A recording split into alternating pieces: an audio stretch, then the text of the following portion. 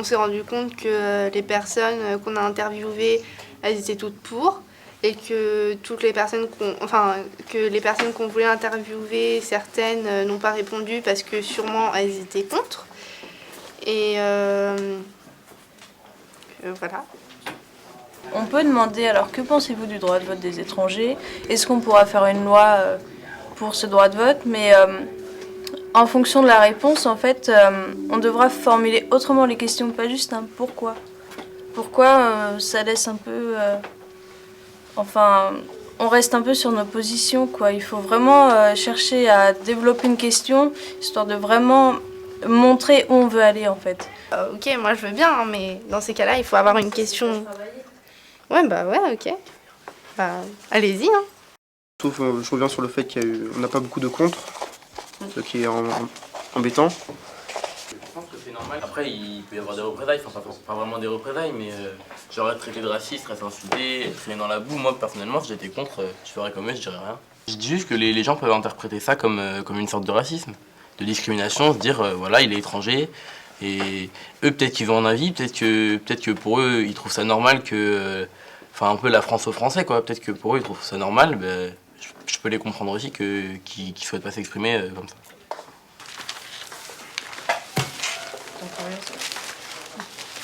On n'arrive pas à trouver de personnes qui sont contre. Oui, on arrive à en trouver, mais on n'arrive pas à trouver de personnes qui veulent bien être interviewées. Donc il faut trouver une solution et j'aimerais bien qu'on y réfléchisse ensemble. On pourrait intégrer dans les questions des personnes qui sont pour, des arguments de personnes qui sont contre. Ouais. On pourrait dire par exemple que ça ferait augmenter les votes en faveur du FN, ou par exemple que l'opinion française n'est pas encore prête. Et comme ça, on voit leurs avis. Les avis de qui? De ceux qui sont pour, on voit leur réaction par rapport aux arguments. Comme on n'a pas Oui, de c'est pas mal, ça permet d'avoir aussi, d'équilibrer, d'avoir la position de ceux qui sont contre et la position de ceux qui sont pour. Et pourquoi les hommes politiques qui sont contre ne veulent pas se prononcer sur le droit de vote des étrangers en France? On vous a appris le courage à l'école? Et ben c'est ça, à un moment il y a un manque de courage. Quand on fait une interview, on doit préparer avant les choses, on doit savoir effectivement ce qu'on veut rapporter. Donc c'est pour ça qu'il faut préparer cette interview. C'est le seul homme politique qu'on aura dans le document. Donc il faut vraiment qu'elles arrivent avec des questions sérieusement travaillées, oui. Ça veut dire aussi que le travail que vous devriez faire, qui est de lire les documents qu'on vous fournit, vous ne le faites pas. Donc il faut le faire absolument.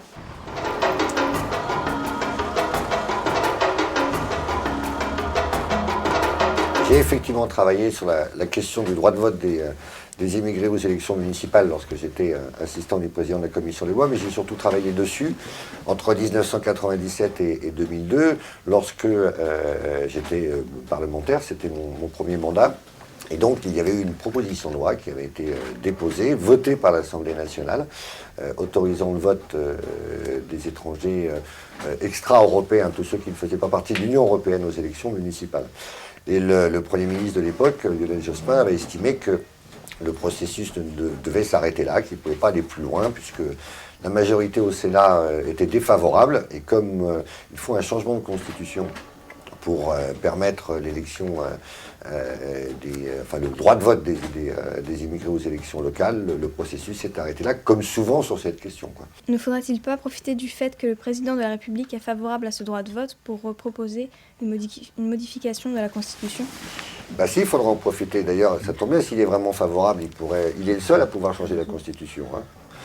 C'est d'ailleurs, la Constitution, elle a été modifiée de très nombreuses fois depuis 1958, donc le problème n'est pas là.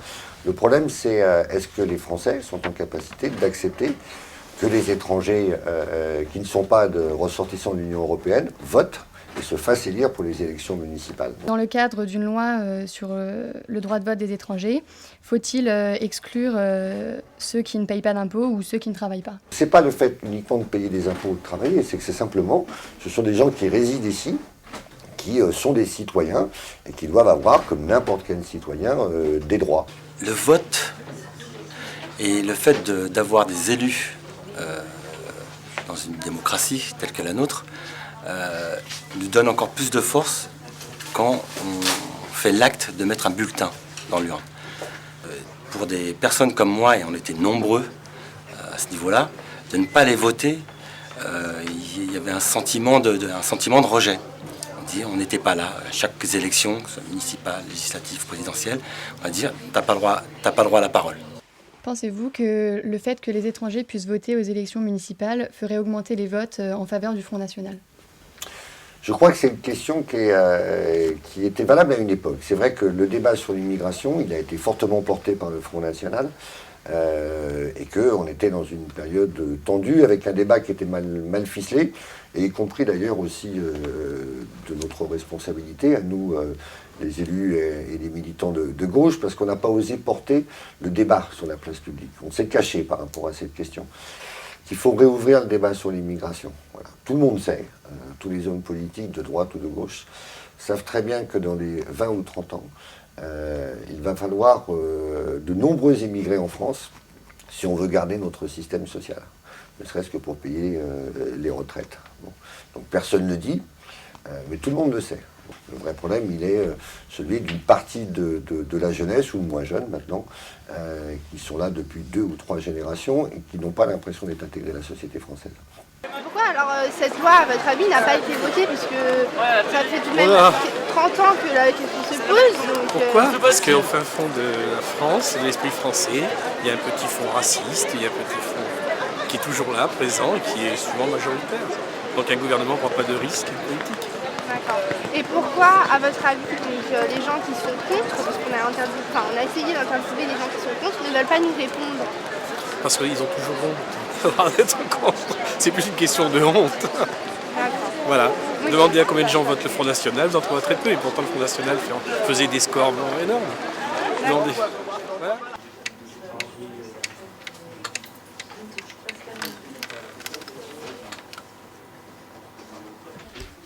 Bonjour, je suis mademoiselle Gapeyeva, élève de première ES au lycée Marguerite Yourcenar à Morangis. Et en fait, je souhaiterais savoir si c'est possible d'avoir un rendez-vous avec le directeur de la radio, s'il vous plaît. Nous réalisons un documentaire sur la question du droit de vote des étrangers en France. Et on voudrait avoir votre avis sur la question, en fait. Bah oui. Oui. Donc le 2 avril.